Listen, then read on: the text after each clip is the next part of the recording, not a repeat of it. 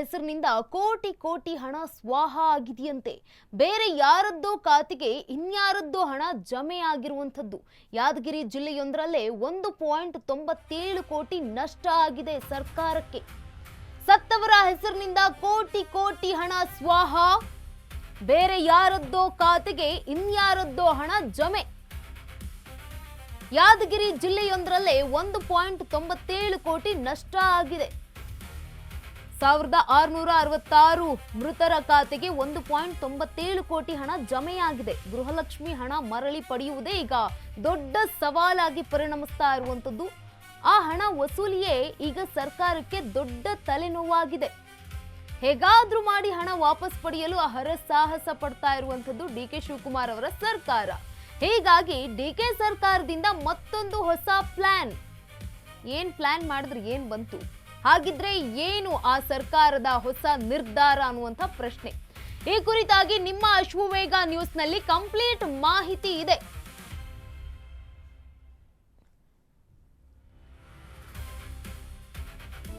ಇನ್ನು ಸತ್ತವರ ಹೆಸರಿನಿಂದ ಕೋಟಿ ಕೋಟಿ ಹಣ ಸ್ವಾಹ ಆಗಿರುವಂತಹ ಪ್ರಕರಣ ಈಗ ಬೆಳಕಿಗೆ ಬಂದಿದೆ. ಬೇರೆ ಯಾರದ್ದೋ ಖಾತೆಗೆ ಇನ್ಯಾರದ್ದೋ ಹಣ ಜಮೆ ಆಗ್ತಾ ಇತ್ತಂತೆ. ಈ ಒಂದು ಯಾದಗಿರಿ ಜಿಲ್ಲೆಯೊಂದರಲ್ಲೇ ಈಗ 1.97 ಕೋಟಿ ನಷ್ಟ ಆಗಿರುವಂಥದ್ದು.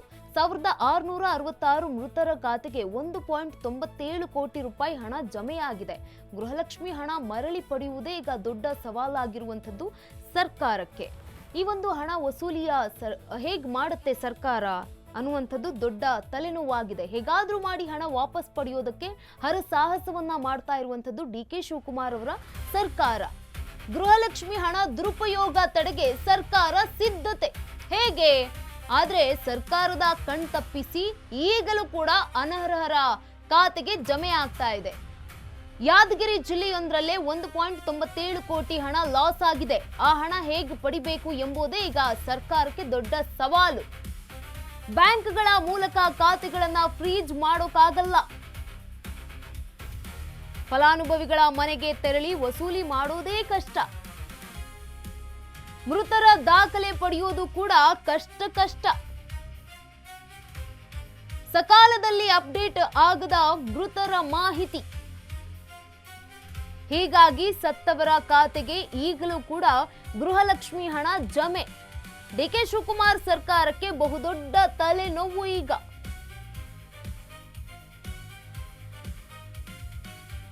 ಇನ್ನು ಗೃಹಲಕ್ಷ್ಮಿ ಹಣ ದುರುಪಯೋಗ ತಡೆಗೆ ಸರ್ಕಾರ ಸಿದ್ಧತೆಯನ್ನ ಮಾಡ್ಕೊಳ್ತಾ ಇದೆ.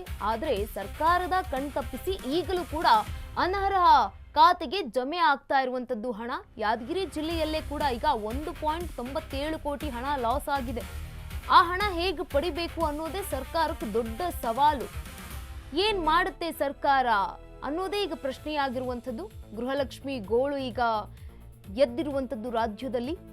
ಗಮನಿಸ್ತಾ ಹೋಗೋದಾದ್ರೆ 1666 ಮೃತ ಫಲಾನುಭವಿಗಳಿಗೆ 1.97 ಕೋಟಿ ಹಣ ಜಮೆಯಾಗಿದೆ. ಈ ಹಣ ವಸೂಲಿಯೇ ಈಗ ಸರ್ಕಾರಕ್ಕೆ ದೊಡ್ಡ ತಲೆನೋವು. ಬ್ಯಾಂಕ್ಗಳ ಮೂಲಕ ಖಾತೆಗಳನ್ನ ಫ್ರೀಸ್ ಮಾಡೋಕ್ಕಾಗಲ್ಲ. ಸಕಾಲದಲ್ಲಿ ಅಪ್ಡೇಟ್ ಆಗದ ಮೃತರ ಮಾಹಿತಿ ಮಾಡ್ಬೇಕಾಗಿತ್ತಲ್ವಾ? ಸರ್ಕಾರದ ಕೆಲಸ, ಜವಾಬ್ದಾರಿ ಅಲ್ವಾ? ಏನ್ ಮಾಡ್ತಾ ಇದ್ದಾರೆ ನಿಮ್ಮ ಸರ್ಕಾರದ ಒಂದಷ್ಟು ಇದ್ದೇ ಇರ್ತಾರಲ್ವಾ? ಈ ಒಂದು ಗ್ರಾಮೀಣ ಭಾಗದಲ್ಲಾಗಿರ್ಬೋದು ಅಥವಾ ಬೆಂಗಳೂರು ಒನ್ನಲ್ಲಾಗಿರ್ಬೋದು, ಆಯಾ ಜಿಲ್ಲೆಗೆ ಸಂಬಂಧಪಟ್ಟಂತೆ ಖಾತೆಗಳು ಇದ್ದೇ ಇರುತ್ತೆ. ಮೃತರ ಒಂದು ಸಂಖ್ಯೆಯನ್ನ ಲೆಕ್ಕ ಹಾಕೋದಕ್ಕೆ, ಜೊತೆಗೆ ಯಾರು ಸತ್ತಿದ್ದಾರೆ, ಜೊತೆಗೆ ಹುಟ್ಟಿರುವ ಮಗುವಿಗೆ ಜನನ ಪ್ರಮಾಣ ಪತ್ರ, ಮರಣ ಪ್ರಮಾಣ ಪತ್ರ ಎಲ್ಲವನ್ನೂ ಕೂಡ ಅಪ್ಡೇಟ್ ಮಾಡಬೇಕಾಗಿರುವಂಥದ್ದು ಯಾರು? ಸರ್ಕಾರದ ಕೆಲಸ, ಸರ್ಕಾರದ ಅಧಿಕಾರಿಗಳು ಮಾಡಬೇಕಾಗಿದ್ದಂತಹ ಕೆಲಸ ಅಲ್ವಾ?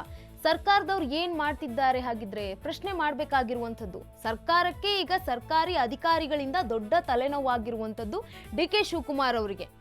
ಯಾರೋ ಮಾಡಿದ್ರು ಅನ್ನುವಂಥದ್ದು ಅಲ್ಲ ಇಲ್ಲಿ ಬಂದಿರುವಂಥದ್ದು. ಸರ್ಕಾರದವರು ಕರೆಕ್ಟಾಗಿ ಕೆಲಸ ಮಾಡಿದ್ದಿದ್ರೆ ಇವತ್ತು ಈ ರೀತಿಯಾಗಿ ಹಣ ಕಳೆದುಕೊಳ್ಳುವಂತಹ ಪರಿಸ್ಥಿತಿ ಬರ್ತಾನೆ ಇರಲಿಲ್ಲ.